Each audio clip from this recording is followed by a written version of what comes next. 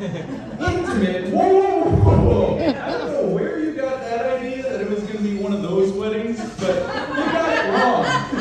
Nobody is getting intimate at our wedding. It's just a small group of people celebrating. You're going to have to keep your pants on. Find another wedding for that. My mother is here, the lovely Ellen Ardrew. Ellen likes to say that I got my sense of humor from her.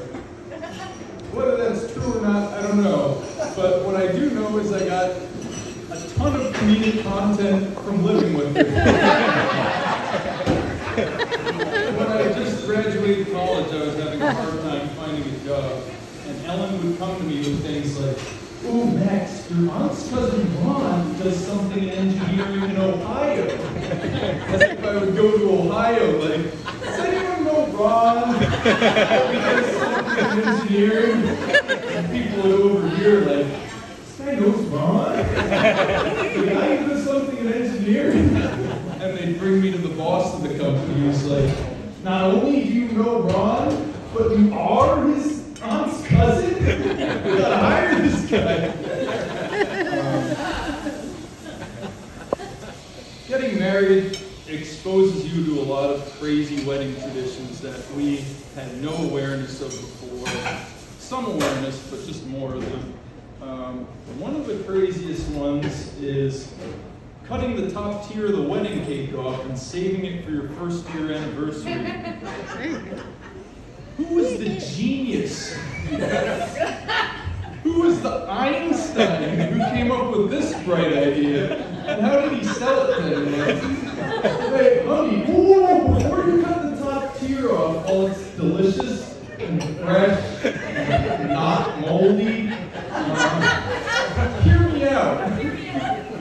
We take that cake and we stuff it in the back of the freezer for, I don't know, a year? And yeah, the back of the freezer where we keep the peas. The peas that I use to ice my back. When I have back problems. And after it's sufficiently infused with flavors of pea and back.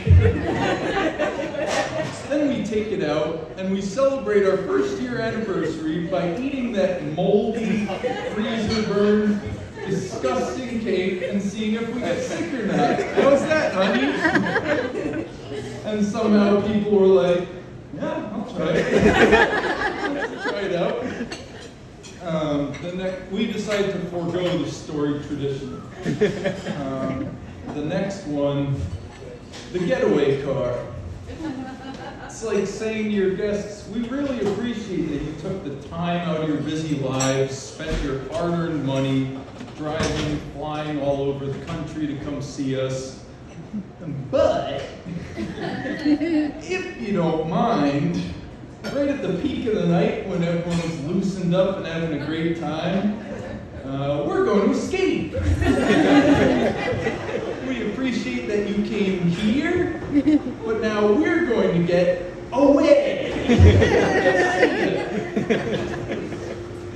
The last tradition we'd like to make fun of is the bride throwing the garter into a group of bachelors. Best case scenario, what is that lucky bachelor supposed to do with the garter after the wedding? Frame it on his wall? Plant it and hope to grow a bachelorette? Or give it to a woman on a date? "We caught these at a wedding and I thought you knew your size." Oh, that is so sweet. Nothing is more romantic than a man who has other women's used underwear. And it is my size. I can't wait to wear this little strap of cloth around my thigh that no one can see. We want to thank all the wedding professionals who made this day possible. Our DJ extraordinaire, Chris. The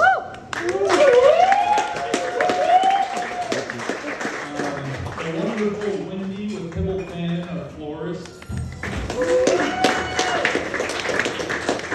Ryan in the break room for hosting us.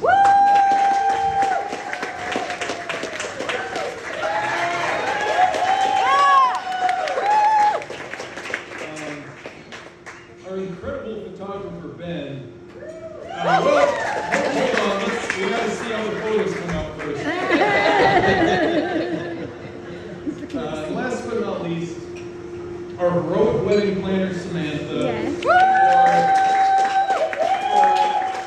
For so many things, but most of all, putting up with my autistic wife's terrible design choices. For anyone who's offended by that joke on behalf of Malika, just know she wrote it.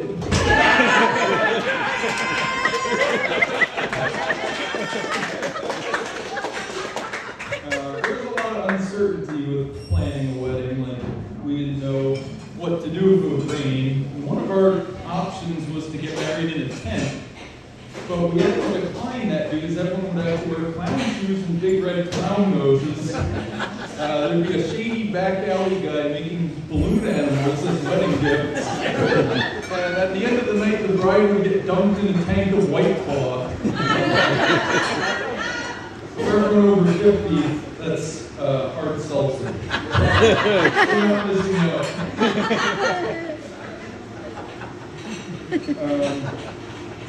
So, for picking a DJ, we never hired a DJ before, so we didn't really know what to look for.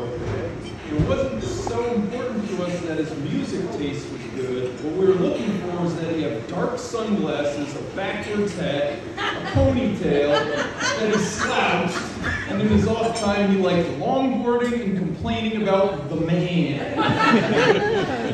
Unfortunately, that guy was booked. Chris met 3 out of the 6 criteria, so we settled with him. Nice one. My brother Zach and his lovely wife Claire are here.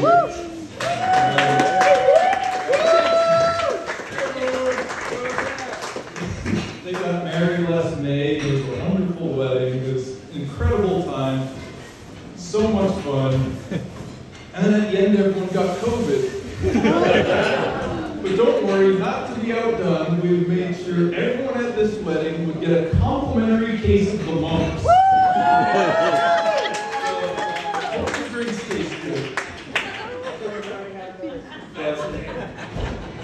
In all seriousness, we want to thank you for indulging us in our silly little wedding. And with that being said, it's time to get into it.